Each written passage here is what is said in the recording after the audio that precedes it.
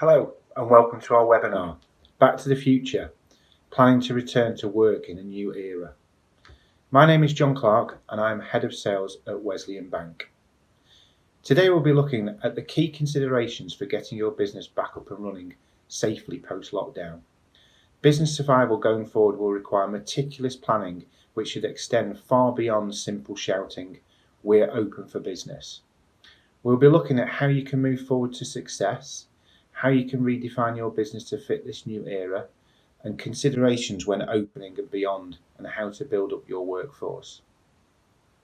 As we were going through this webinar, please do type in any questions you may have, and one of our team will respond to you throughout the course of this webinar.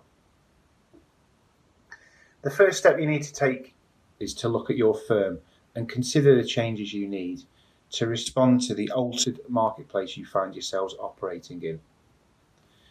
Dun & Dean Advisory have worked with a number of businesses adapting to change.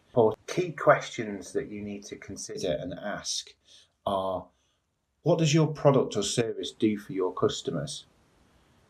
What's changed about their needs? What's changed in the way customers purchase from you? How did you adapt during lockdown and what stands out? Customers attracted and what do you need to do to keep them? Therefore, is there and are there needs for certain staff training? As you look to move the business forward, there are several key areas which impact on your.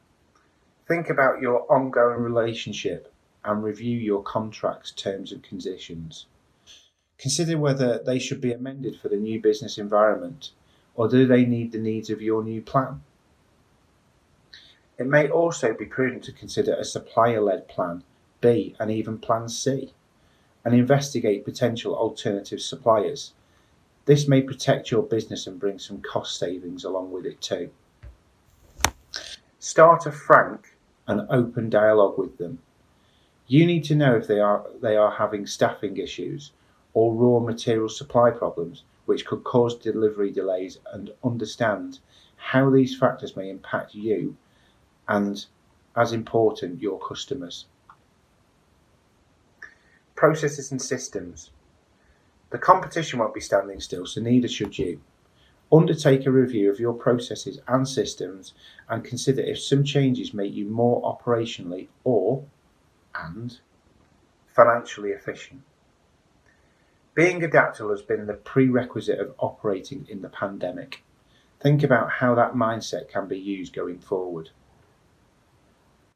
Ask those who worked through the lockdown what they have done differently and whether it works better for them. Review their response and see if it does have a place in the business, and is some training needed for those returning to the workplace. Consult your customers. What do they think? Are the new ways of working what they anticipated or need? If changes are made, always check that they are delivering the expected results, possibly even undertaking a mystery shopper test.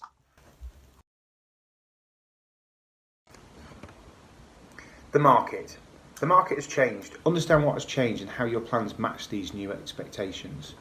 Make sure that you communicate with your customers not just when you are selling. Explain that you are open for business, communicate any new plans, and give them confidence and the reassurance in moving forward with you. Ask for feedback about your customers' experiences of working with you during the lockdown. What worked and what did not.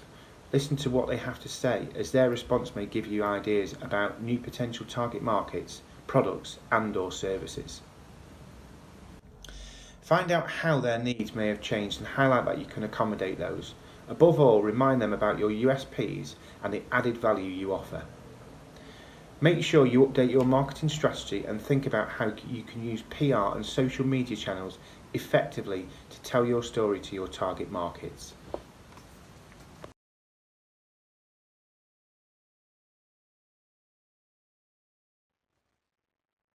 Well, what do you need to consider when opening? Well, this depends on your sector. You may have had some employees in the workplace during lockdown, with others working from home, while some may have been furloughed. The easing of lockdown means that where necessary you can bring staff back to the workplace. This must be done on a safety-first approach, carrying out risk assessments to address the physical, mental, and emotional well-being of your employees. With staff transitioning back into the workplace, among the aspects to consider are: ensure that you communicate your plan.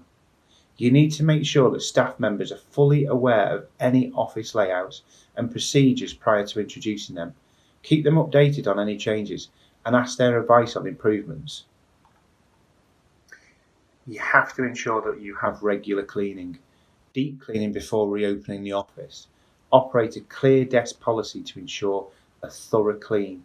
Have rules about where food and drink can be consumed in the workplace. Increase cleaning regimes, especially around the kitchen and toilet areas. You should consider limiting the number of people in the office. Stagger staff start and finishing times to avoid overcrowding. Encourage staff to use private cars, bikes or walk to work in order to minimise the use of public transport. Look at establishing a one-way system around the office to encourage social distancing. Restrict the number of visitors coming to your office. If you're a multi-tenanted building, speak to the landlord management company about the arrangements in communal areas. You also need to consider introducing the required equipment. Move desks and workstations to keep separation of 2 meters between colleagues, and where necessary, install sneeze screens between team members. Consider installing thermal sensors on the entrances to the premises. Install the necessary protective screens between team members. Introduce sanitising stations in various locations around the office, as well as ensuring a good supply of soap. Where possible, provide paper towels in hand washing areas to avoid use of hand dryers.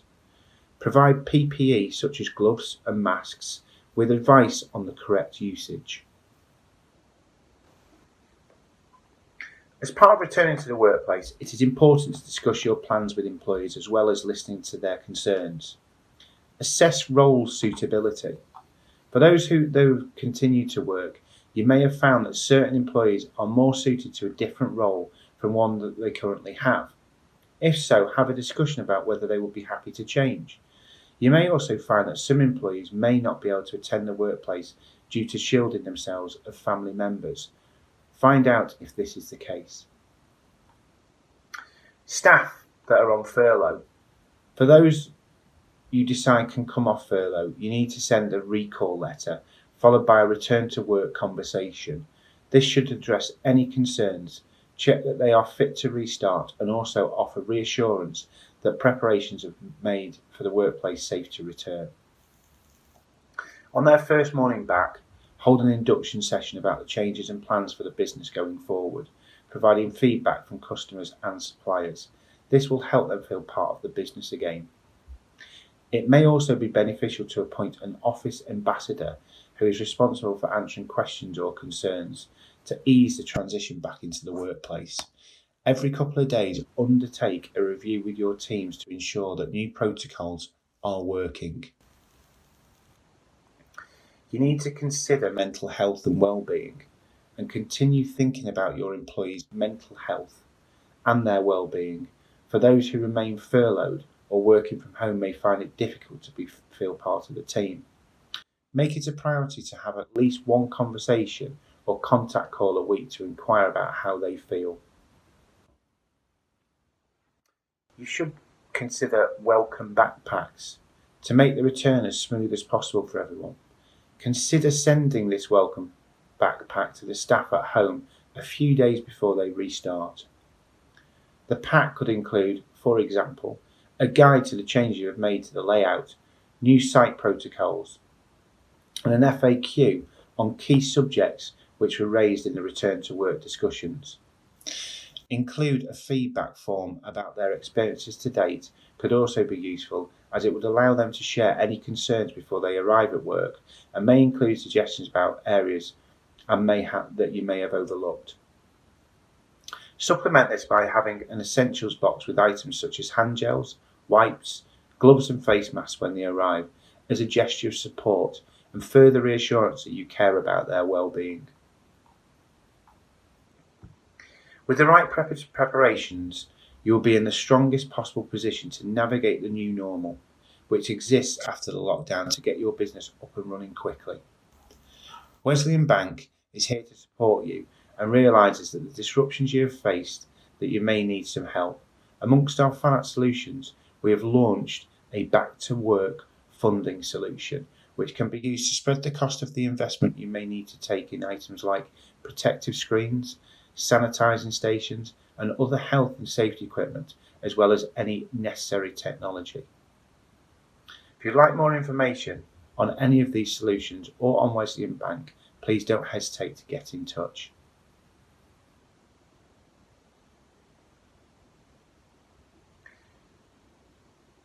Once again, if you have any questions, please type them in the Q&A box and a member of the team will get back to you.